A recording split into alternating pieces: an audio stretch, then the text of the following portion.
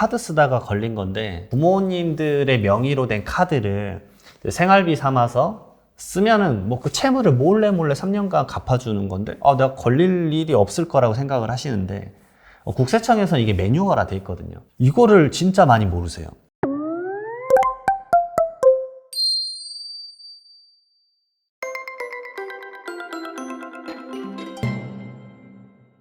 네, 이장원 세무사님 모셨습니다. 안녕하세요. 아유, 반갑습니다. 네. 세무사님께서 또 저희 그 뷰티풀 초기에 한번 출연해 주셨는데 그 영상이 떡상을 했습니다. 거의 저도 네. 저도 놀랐습니다.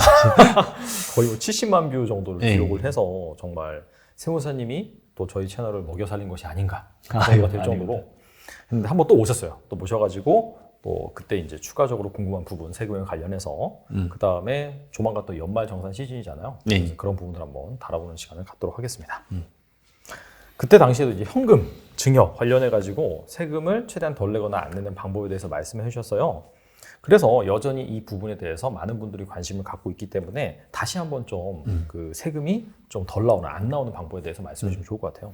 약간 다시 한번 좀 심플하게 요약해가지고 한번 또 말씀을 좀 드리고 그 다음에 그 외적으로 그때 이제 제가 말씀 못 드렸던 부분들이 몇 가지 보이더라고요. 그래서 그 이외적인 부분들도 좀 들으시면 좀 도움이 되실 것 같아가지고 좀 정리를 해봤습니다. 네. 예, 먼저는 이제 저번에 말씀드렸지만 이 면세점 증여까지는 먼저 하시게 되면 이건 참 유익하다. 왜냐하면 증여라는 호흡 그리고 상속이라는 호흡은 무조건 10년이라는 단위가 있기 때문에 미성년자 막 태어나자마자 자녀한테 줄 수 있는 증여재산 공제는 이제 2천만 원이지 않습니까? 그래서 0살 때, 그 다음에 10살 때, 그 다음에 20살이 되면 이제 성인이 되기 때문에 증여재산 공제가 5천만 원까지 늘어나죠. 그리고 30살까지 주게 되면은 총 4번을 주게 돼서 1억 4천만 원까지 줄 수 있다고 말씀을 드렸죠. 네. 그래서 물가상승률, 그때는 이제 말씀드렸었던 게 뭐냐면 금리가 낮지만 그래도 4% 정도의 물가상승률을 반영해서 자산가치가 높아질 거다라고 했는데 그때 이후로 지금 금리가 아주 눈에 띄게 높아졌죠, 사실은. 높아졌어요. 네. 이미 정기적금이 4%가 넘어갔습니다. 오면서 그냥 쓱 봤는데도 은행마다 걸고 있는 게 뭐 4.8%, 5% 이러니까 이미 4%는 거의 확정된 수치가 이미 지금 상황에서는 된 것 같고요. 네. 이제 4%를 이제 그러게 0살 때, 그다음에 10살 때, 20살 때, 30살 때 각각 받을 때마다 모아서 이걸 쌓이게 되면은 그 금액이 한 2억 3천만 원에서 2억 4천만 원까지 쌓일 수가 있는 금액이 되는 거죠. 그래서 결혼정보회사에서도 말을 했듯이 32살 때 평균적으로 대한민국에서는 남녀가 결혼을 하고 그다음에 결혼자금의 이제 마중물이라고 하죠. 사회에서 좀 기반을 다지는 금액이 한 2억 3, 4천만 원이라서 딱 떨어지는 상황이라서 지금 보시는 분들은 이제 이 증여를 좀 고민을 해보셨으면 좋겠다. 근데 이제 사실 요즘 사실 젊은 분들이 쉽진 않습니다. 왜냐하면 본인의 자력이 많지 않기 때문에 내가 태어나자마자 자녀한테 2천만 원 줄 돈이 솔직히 어딨냐. 그렇죠. 지금 내가 먹고 살 돈도 사실 부족하고 왜냐하면 지금 또 다양한 경제적 위기 상황이기 때문에 뭐 금리의 변동이 자산 증식에는 유리하지만 대출을 받으신 분에게는 역으로 상당히 불리한 상황이다 보니까 그렇죠. 대출 금리에 대한 불안감이 엄청 맞아요. 클 테고. 네. 그래서 제가 이제 말씀드렸던 게 이제 손주에게 줘라. 누가? 조부모가 줘라. 라고 이제 말씀을 드리죠. 첫 번째로는 이제 어차피 자녀에게 주고 나서 또 손주에게 주게 되면 이거 2번 주게 되면 세금이 이 조부모가 손주에게 세대를 생략하고 줬을 때 30%가 그 가산이 되긴 하지만 오히려 더 저렴하게 나옵니다, 세금은. 오히려 1.3배만 내고 끝나는 상황이고 그다음에 최근 제가 보도자료를 봤는데 조부모가 손주에게 주는 증여 비율이 16년도부터 2021년도까지 거의 3배 이상 올랐더라고요. 엄청 올랐네요. 네, 엄청 올랐습니다. 그 말은 뭐냐면 2가지 이유라고 저는 생각을 했어요. 첫 번째로는 자녀 세대, 그러니까 부모 세대가 자녀에게 이미 줄 수가 없다. 여력이 안 되는 것도 있고, 그다음에 2번째로는 자산 형성이 조부모에게 많은데 조부모는 생각보다 소비 패턴을 가지고 있지 않다. 그다음에 한 가지 더 포함하자면 조부모의 생명이 늘어났다. 그러네요. 의학의 발전으로 인해서 그래서 상속이 펼쳐지면 80세 노인이 50세 부모 세대에게 상속이 펼쳐지는 노노 상속이 거의 유행이거든요. 그래서 저는 오히려 손주라고 해봤자 지금 나이가 어릴 거라 생각하지만 손주들 나이가 이미 20, 30대인 경우도 많습니다. 제가 상담을 받다 보면. 그러면 손주들도 이미 사회에서 이제 막 뭔가 열정적으로 살 수 있는 20, 30대이기 때문에 조부모가 증여를 통해서 이 마중물 마련해주고 열정적으로 살 수 있게 해주는 게 좀 도움이 되겠죠. 왜냐하면 일본에서는 사실 이게 엄청 큰 문제입니다. 그때 이제 말씀은 안 드렸지만, 네네. 일본에서는 인인상속이라고 사실 표현을 합니다. 이게 인지증이란 병이 있는데 그게 뭐냐면 치매거든요.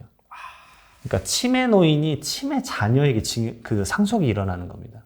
그게 하나의 사회적 문제가 돼버려서, 그러니까 일본이 지금 문제는 뭐냐면 사회적인 활력이 없다라고 하시더라고요.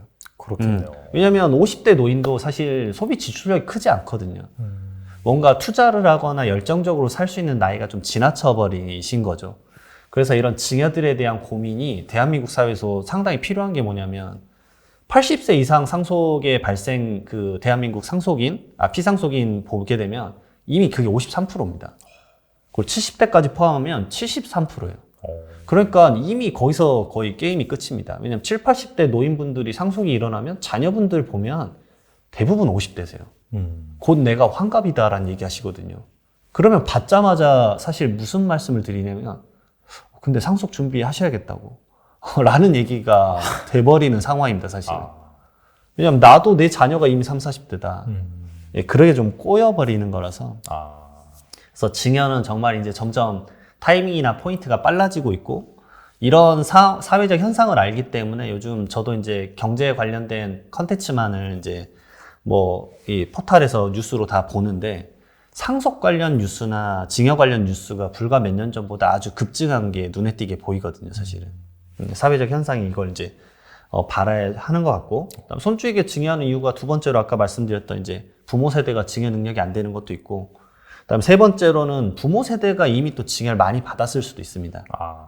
이미 많이 받아서 또 증여를 하게 되면 이 높은 누진세율인 50% 구간을 받아버린다거나, 그러면 더 줘봤자 1억을 줬을 때 5천만 원이 세금이니까, 예, 그럴 거면 손주 주자. 이렇게 생각을 하시는 거고. 그다음에 조부모 세대가 상속이 펼쳐졌을 때를 고민하셔야 되는 게, 이렇게 앞서 여러 번 말씀드렸지만 조부모 세대가 지금 자산을 가지고 있는 비중이 아주 높습니다.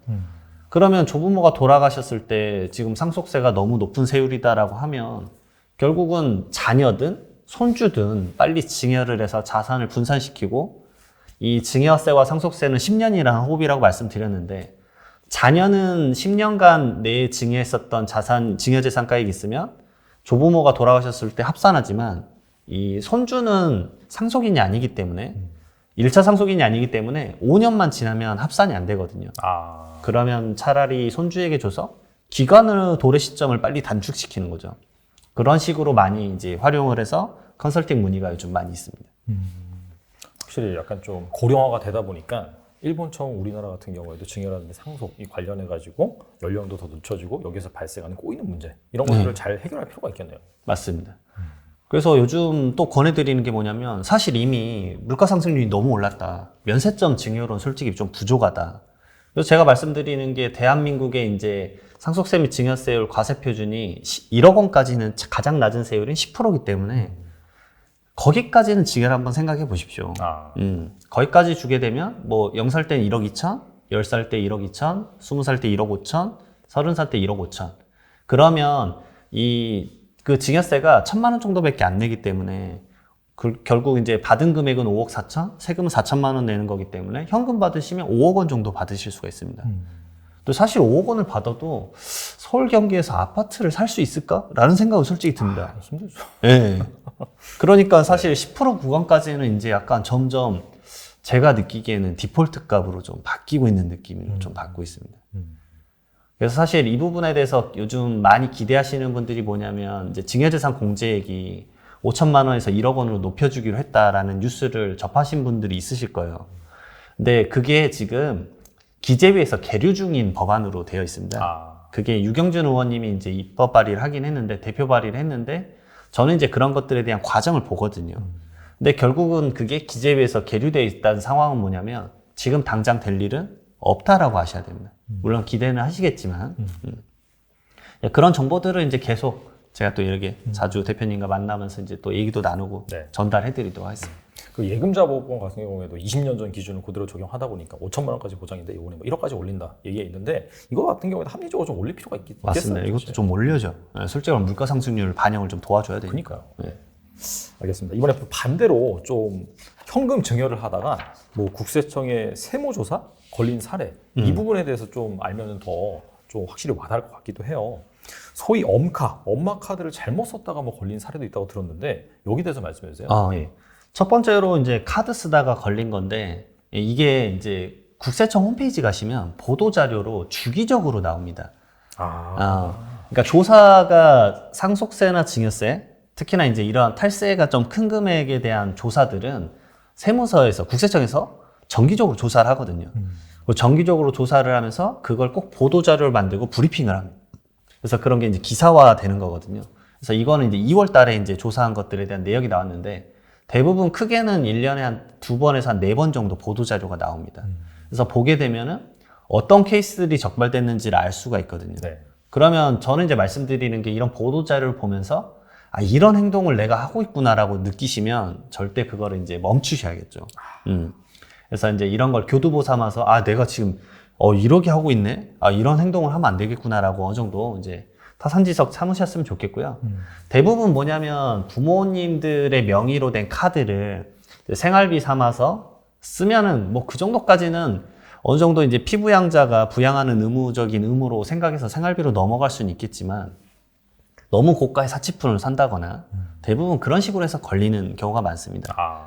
근데 단순히 카드만 사실 걸리는 건 아니고 보면 자녀분에게 거액의 부동산, 뭐 자동차, 주식 이런 것들을 또 형성을 많이 해주시고 거기에 곁들여서 이제 카드가 또 있었던 거죠.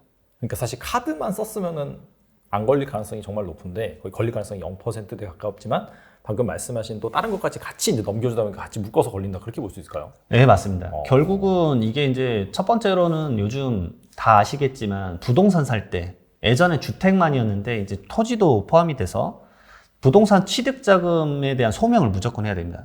그러면 너가 번 소득이 없는데 이걸 어떻게 샀느냐 타고 올라가면 부동산 증여도 밝혀졌지만 알고 봤더니 카드도 엄청나게 쓴 거죠. 네.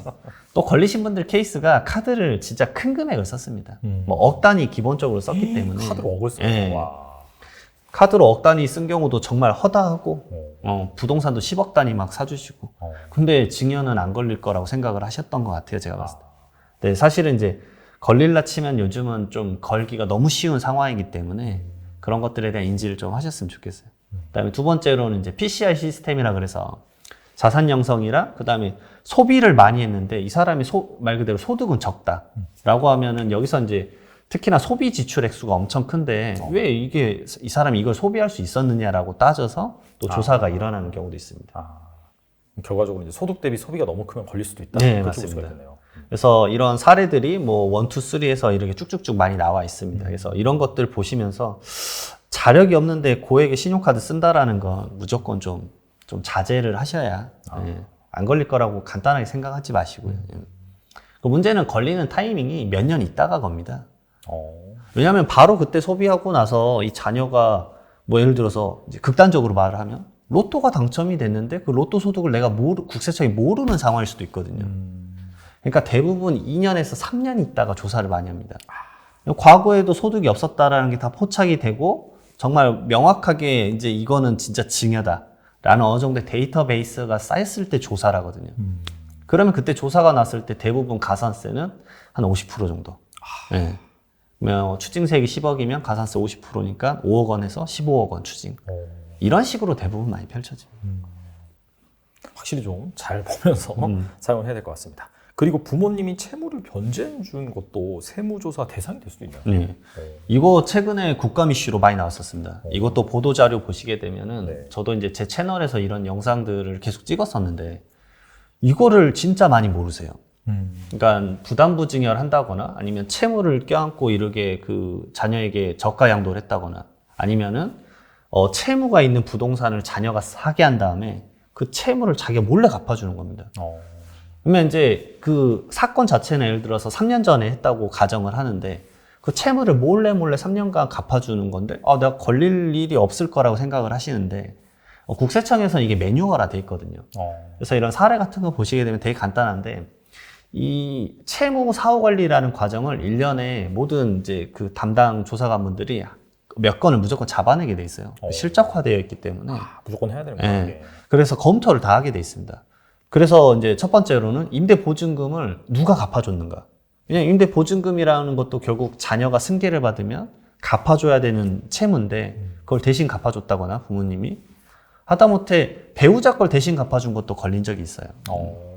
그리고 이제 두 번째로 이제 근저당권, 은행 채무죠.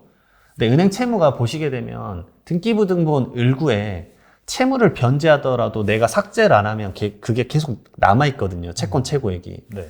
그러니까 당연히 안 걸릴 거라고 생각을 하시는데 어느 순간에는 그거를 언젠가 잡아낼 수 있다는 거죠.